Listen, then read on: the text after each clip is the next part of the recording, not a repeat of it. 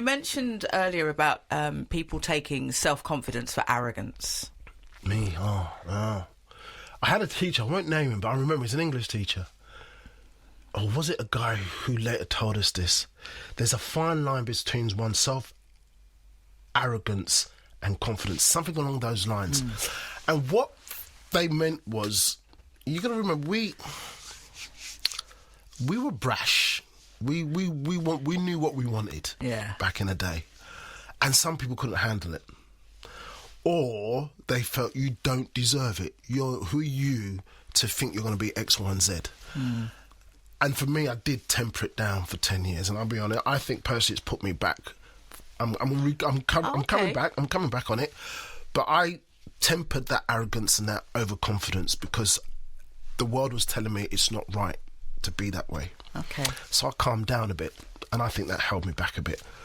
But now I see it as, forgive my French, bollocks to that. Yeah. I am who I am, and I'm going to go out and prove it. Because actually, if you don't, you're going to get crushed. Yes. Even more easier.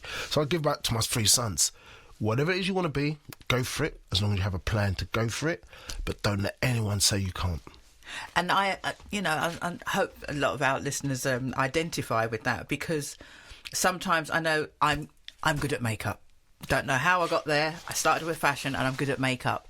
And I can identify exactly with what you said. We were kind of brought up, like, hang on a minute, that's a little bit arrogant there. You know, if you're in the class and you're putting your hands up, I know the answer. Nobody else studied. I know the answer. Why can I not deliver that?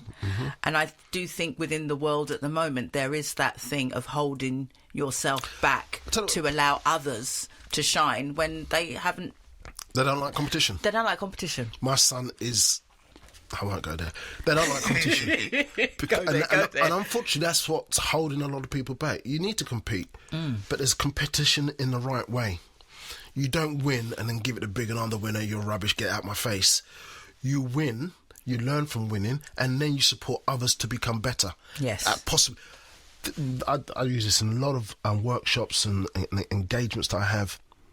The most successful people, and however you measure it, are successful because they bring equally successful or more successful people to work with them and drive them.